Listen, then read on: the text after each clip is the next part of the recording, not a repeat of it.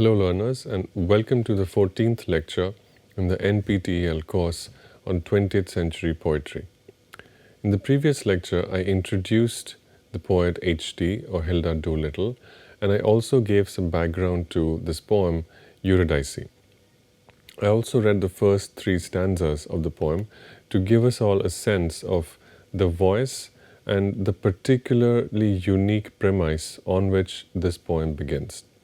The voice is that of, and we can assume this because the title is Eurydice, the voice is that of a person, specifically a woman, who has been deprived of something because of the actions of someone else. Right? And our knowledge of the myth allows us to assume that while Eurydice is speaking, Orpheus is the addressee of these words.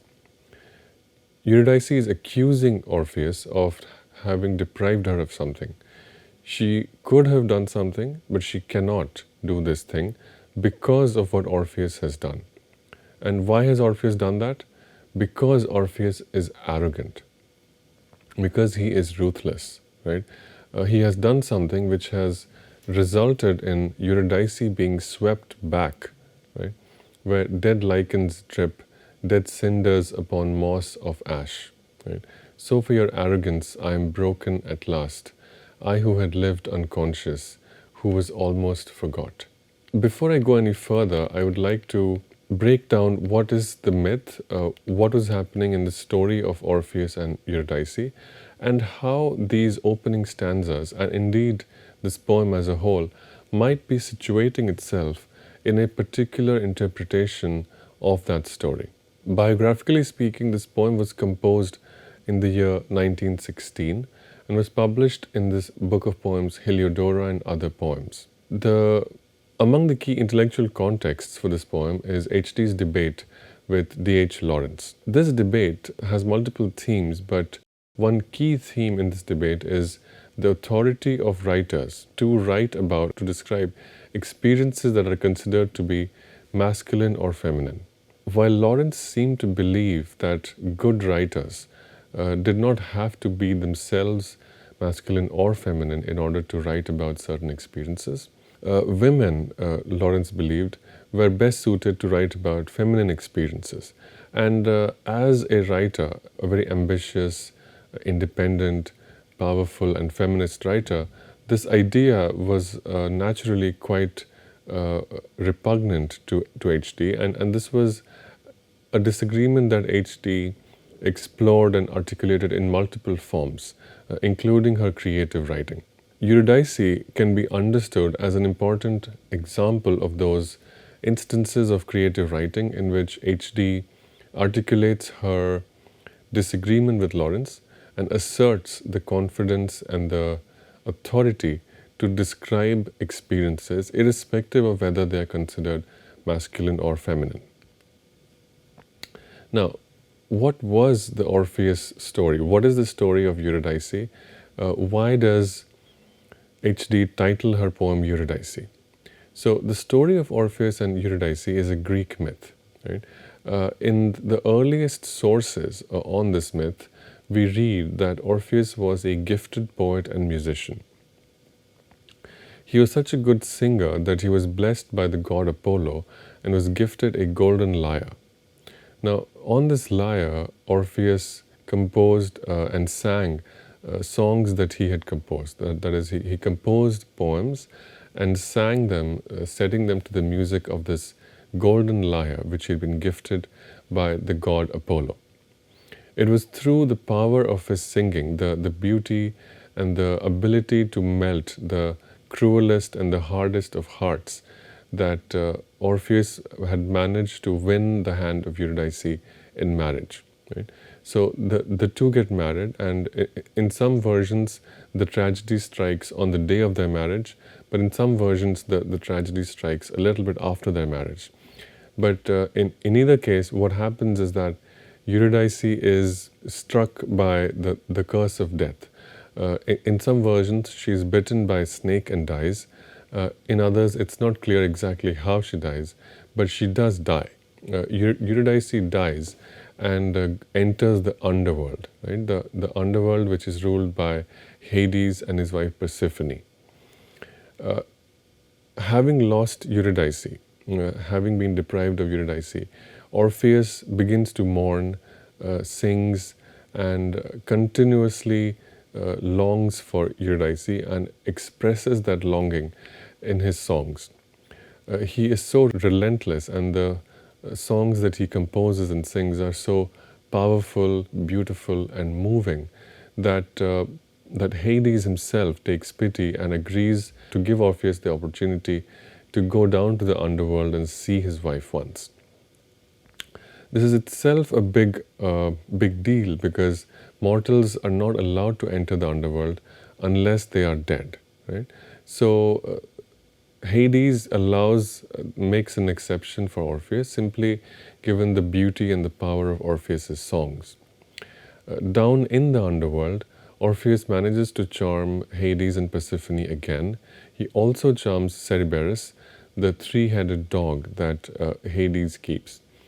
And there, he refuses to go without an opportunity to take Eurydice back, to take Eurydice back with him to the world of the living. This request Hades also considers and grants, because of how much Hades is moved and how powerfully Hades and Persephone are affected by the songs and poems that Orpheus sings. Hades agrees to allow Orpheus to take Eurydice back, that is, to make a person who is already dead alive, and to take her back from the underworld to the world of the living. But Hades attaches one condition. The condition is that Orpheus will walk in the front, that is, walk ahead, and Eurydice will follow behind him. That is, as they make their way from the underworld to the world of the living. And throughout this journey, while they're walking away, they're leaving the underworld, Orpheus will not look back even once. Orpheus will have to simply walk, assuming and believing that his wife Eurydice is walking behind him. This is the condition. Orpheus agrees, but once he starts walking, he gets anxious, he gets scared, he fears that maybe the gods have tricked him, and Eurydice is not in fact walking behind him. Assailed by these fears, Orpheus turns back and looks. The spell is broken, Eurydice is cast back, this time forever, no more exceptions, no more allowances, and Orpheus is condemned to a lifetime of mourning. So this is what we find in two influential sources, that is Virgil's Georgics and Ovid's Metamorphoses. There are some sources, some texts in which the story of Orpheus and Eurydice ends differently. That is, in some versions, Orpheus manages to succeed, that is, fulfills the condition that is set. That is, he walks ahead and does not look back, does not give in to the fear, to assure himself that his wife is indeed following him. These versions, however, were not as influential, and therefore in the version that becomes more famous and is remembered and recreated by several 20th century poets, Orpheus fails. Orpheus sings and makes every effort to convince others to let him resurrect his dead wife, but he fails because he doesn't trust the figure of the wife, the shade or the unconscious and half alive version of his wife. He doesn't trust his wife enough to ensure that she's indeed walking behind him. And it is this lack of trust that condemns him to a lifetime of mourning and even deeper and even more disconsolate a grief than what he had experienced earlier. Orpheus, in the history of Western literature and culture, embodies both the powers of art and the limitations of art. That is, both the possibility of conquering death and the futility of the attempt. It is the very ambivalence of the myth that he inhabits that accounts for his tremendous potency. Orpheus is the ultimate go-between, the fallible hero who nonetheless attempts to fuse irreconcilable opposites and to bridge the gap between the possible and the forbidden. His characteristic moment, symbolizing both his success and all his failures, is located in his turn, right? His enigmatic backward glance at Eurydice, the gesture by which he attempts and necessarily fails to embrace the world of light and the world of darkness in a single, all-encompassing regard. So this is how the myth has been resurrected and recreated in Western literature since the ancient Greek era. Now, it's important to note that in this story and in the way that it has been immortalized, there is a very important structural imbalance. There is an imbalance and unequal distribution of power between the man and the woman. And we can understand this if you only look at the story from the perspective of Eurydice. From Eurydice's perspective, Orpheus's turn, right, however admirable and ambitious, has an unambiguously unpleasant result. She is packed off to the underworld, refused the chance at life that moments before had been so tantalizingly dangled before her. Bearing none of Orpheus's symbolic baggage, defined and manipulated by his powerful gaze, Eurydice is, comparatively speaking, a non-significant character. Her only obvious archetypal significance resides in a negative role, that of the woman as other, woman as death, woman as the dark continent that Sigmund Freud found both so threatening and so irresistible. Now, feminist writers and women writers, once they began to possess a deal of authority and credibility, and once they began to have a sense of controlling some of the literary marketplace, have used this newfound intellectual clout to reject women's traditional Eurydicean role. That is to say, the role that frequently women are cast as the long-suffering wife or the abandoned lover or the patient muse or the death-filled archetype.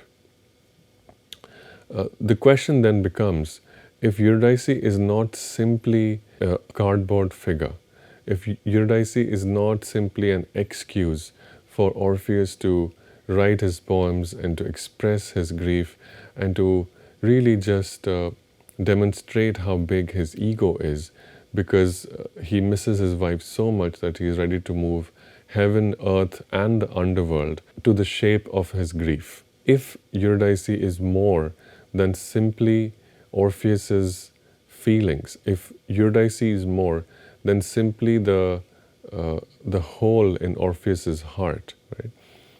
What then is she, right? What can she say?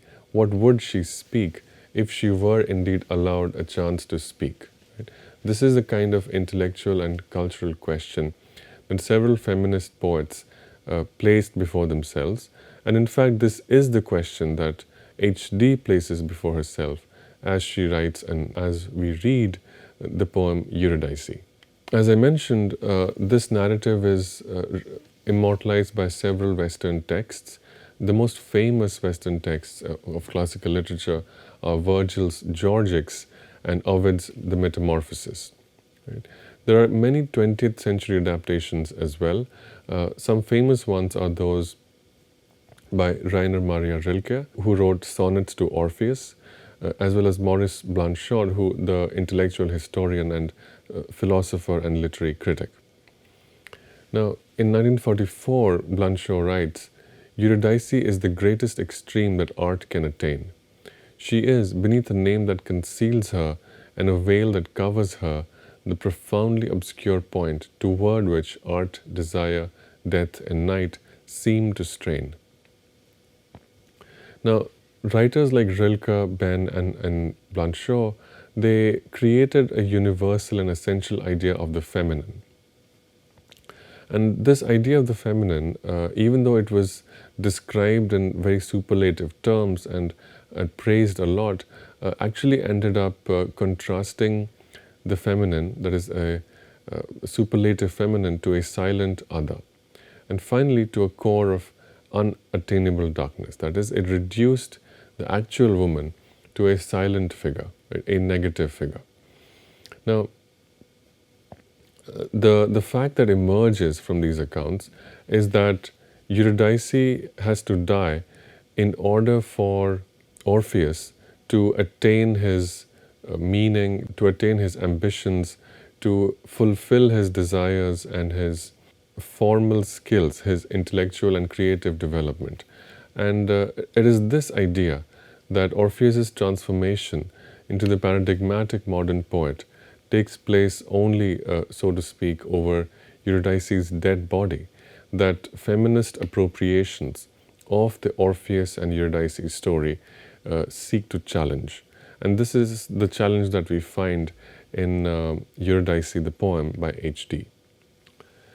In addition to the mythic rewriting and the gender imbalances built into this myth, there are also some local contexts which make this poem, Eurydice, very important. And to understand that, we can briefly reflect on a moment from a text titled Bid Me to Live, which is a novel that H.D. wrote.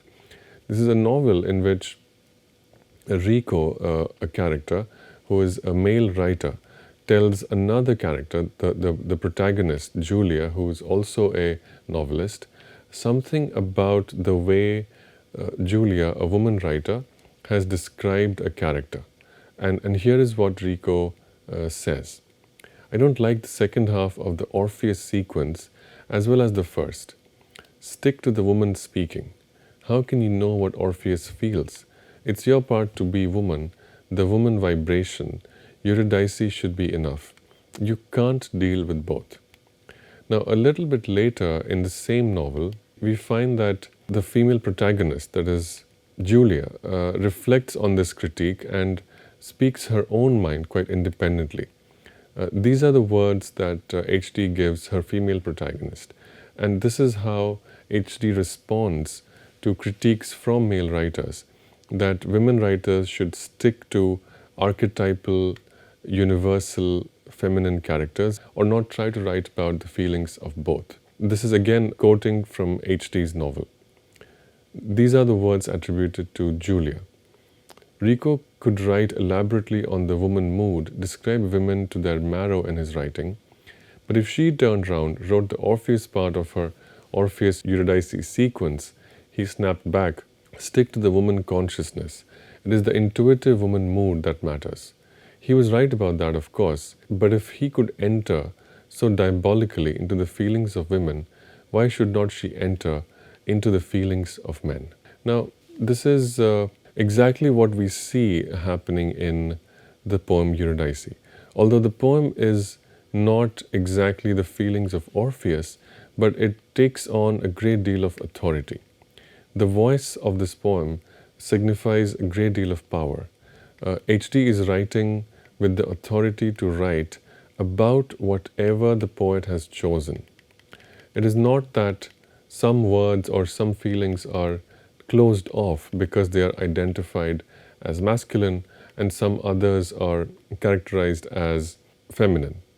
Now, with these ideas, let us now read through the entire poem Eurydice, not just the first three stanzas, and try and understand how exactly this power is appropriated, understood, and realized.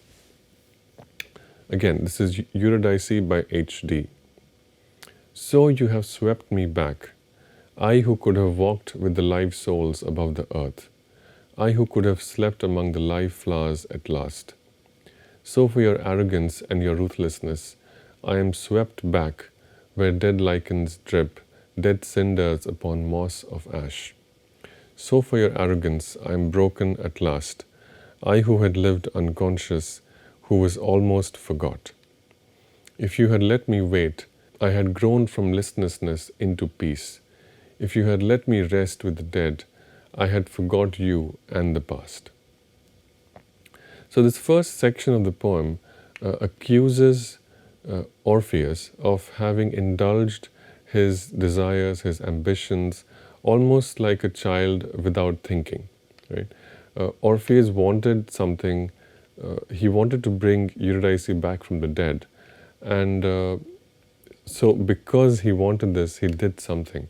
He played the lyre, charmed both heaven, earth, and the underworld. But his failure to actually follow through, his failure to obey a very simple rule, his failure to meet a very simple condition demonstrates to Eurydice that Orpheus was not really as selfless or as empathetic as he might want to believe. Right? This also becomes a comment on the gender politics of the elegy as a genre. Right? But we'll hold that thought for now and continue reading the poem. Here only flame upon flame, and black among the red sparks, streaks of black and light grown colorless. Why did you turn back? That hell should be re-inhabited of myself, thus swept into nothingness. Why did you turn? Why did you glance back? Why did you hesitate for that moment? Why did you bend your face, caught with the flame of the upper earth, above my face?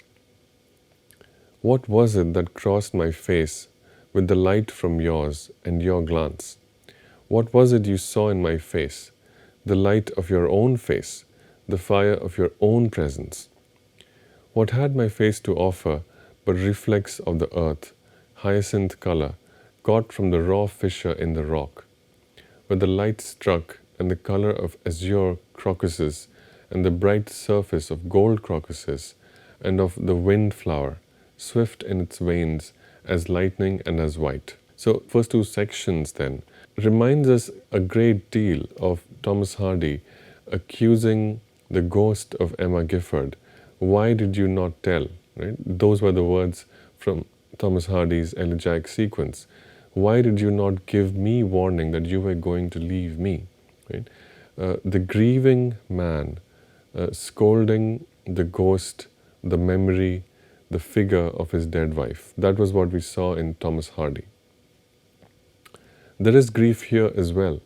The grief here is assumed. It is assumed that grief exists of one kind. Orpheus sings out of his grief. The grief of Orpheus is so powerful that he is given an opportunity to bring back his wife from the dead, to resurrect his wife. Orpheus is the most powerful of all poets, especially the king of all male poets who sing about their grief. Right? That is a story that H.D. is writing against. H.D. is not writing about Orpheus's grief. There is enough that's written about Orpheus's grief. In fact, H.D. is writing about Eurydice's grief. What is Eurydice's grief? She was not asked what she wanted. She was thrown around like a puppet between the underworld and the world of the living, simply because Orpheus wanted to sing about his grief. It is not that Orpheus was wrong to sing about his grief, but it was wrong for others to think that only Orpheus could sing or had grief. Eurydice reminds us that Eurydice's grief was as real, if not more, was as powerful, had as much anger, had as much fire and brimstone in it, if not more, than Orpheus's grief. Right? So, how does she express this anger and fire and power? She accuses Orpheus of being arrogant, of being ruthless. She demands an explanation for why Orpheus turned. In fact, she's demanding an explanation not just of Orpheus, but of everyone who has celebrated Orpheus's story as the iconic and as the most exemplary story of the poet's tragedy, of the power and the futility of the things that art can do. Everyone who has celebrated Orpheus's story and neglected Eurydice, or because the story of Orpheus as it has been told before this moment has automatically legitimized a certain understanding of Eurydice, which is that of a passive, suffering, silent woman. A woman who is good enough to be the subject of a man's grief.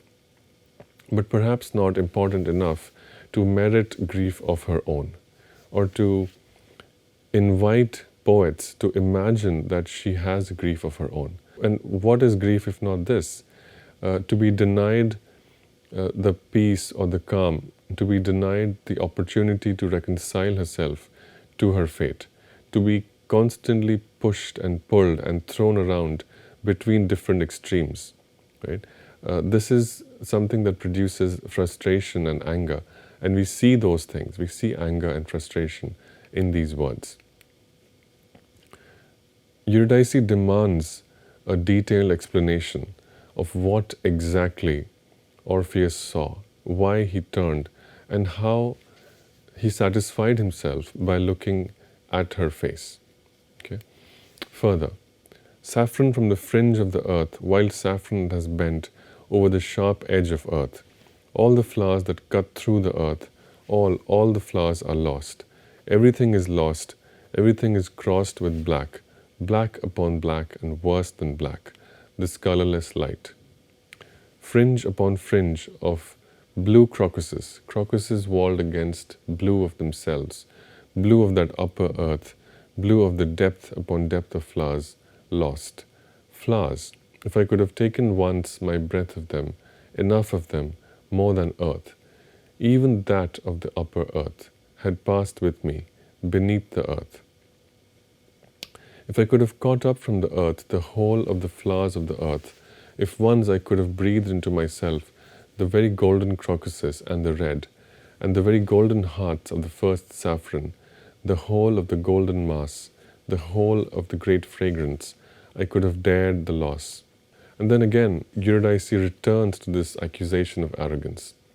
So for your arrogance and your ruthlessness, I have lost the earth and the flowers of the earth. And in this way, Eurydice goes on and accuses Orpheus further. You who have your own light, who are to yourself a presence, who need no presence, yet for all your arrogance and your glance, I tell you this. Such loss is no loss, such terror, such coils and strands and pitfalls of blackness, such terror is no loss. Hell is no worse than your earth. Above the earth, hell is no worse. No, nor your flowers, nor your veins of light, nor your presence a loss. My hell is no worse than yours, though you pass among the flowers and speak with the spirits above earth.